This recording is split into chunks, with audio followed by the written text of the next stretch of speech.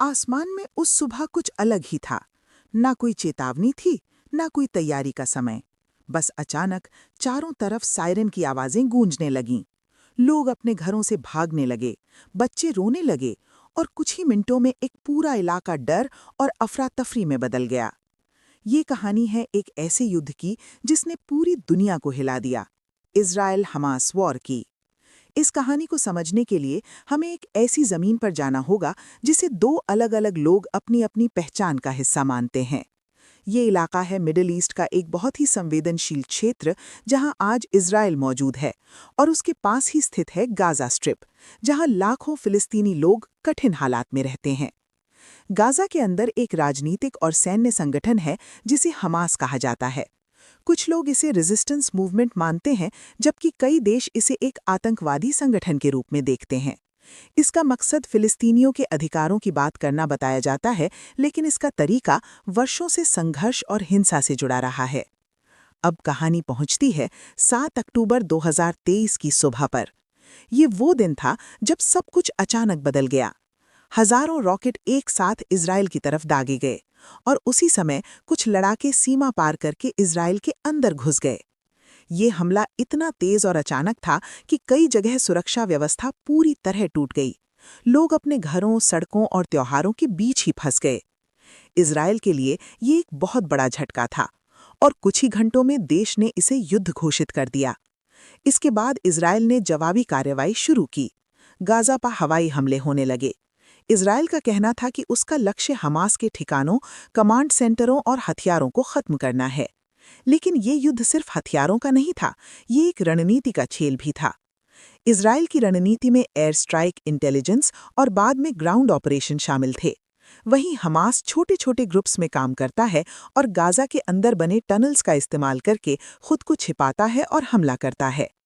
जैसे जैसे युद्ध आगे बढ़ा, गाजा में हालात बहुत खराब होने लगे। बिल्डिंग्स टूटने लगीं, सड़कें तबाह होने लगीं और बिजली, पानी और दवाइयों की कमी बढ़ने लगी। लाखों लोग अपने घर छोड़ने पर मजबूर हो गए। दूसरी तरफ इजराइल में भी हालात आसान नहीं थे। सरहदी इलाकों को खाली कराया गया। लोग लगातार रॉकेट अलर्ट के साए में जीने लगे। हर पल डर बना रहा कि अगला हमला कब होगा। दुनिया भर में इस युद्ध को लेकर बहस शुरू हो गई।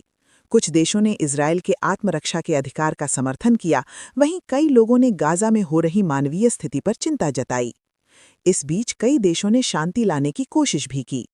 इजिप्ट, कतर और यूनाइटेड स्टेट्स जैसे देश बातचीत और समझौते की कोशिशों में लगे रहे, लेकिन भरोसे की कमी और गहरी दुश्मनी के कारण समाधान आसान नहीं था। इस युद्ध की सबसे दुखद बात यह रही कि इसमें सबसे ज्यादा नुकसान आम लोगों का हुआ। इजराइल में परिवार अपने अपनों को खोते रहे, गाजा में लोग अपने घर, अपनी जिंदगी और अपनी सुरक्षा खोते गए। जैसे जैसे समय आगे बढ़ा, इजराइल में अपने सैन्य अभियान को और तेज किया। ग्राउंड फोर्सेस गाजा के अंदर दाखिल हुईं, और दूसरी तरफ हमास भी रॉकेट हमले जारी रखता रहा।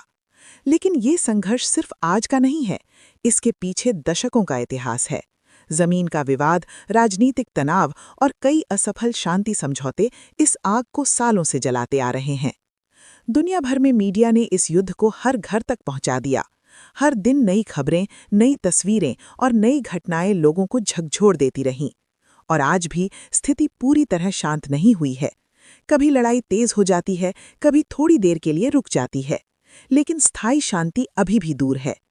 ये सिर्फ एक युद्ध की कहानी नहीं है, ये दो ऐसे समाजों की कहानी है जो एक ही जमीन पर अपना हक मानते हैं, और जिनके बीच डर, दर्द और इतिहास की दीवारें बहुत मजबूत हैं। आखिर में सवाल यही रह जाता है, क्या कभी ये जमीन शांति की कहानी लिख पाएगी, या फिर इतिहास बार बार खुद को दोहराता रहेगा?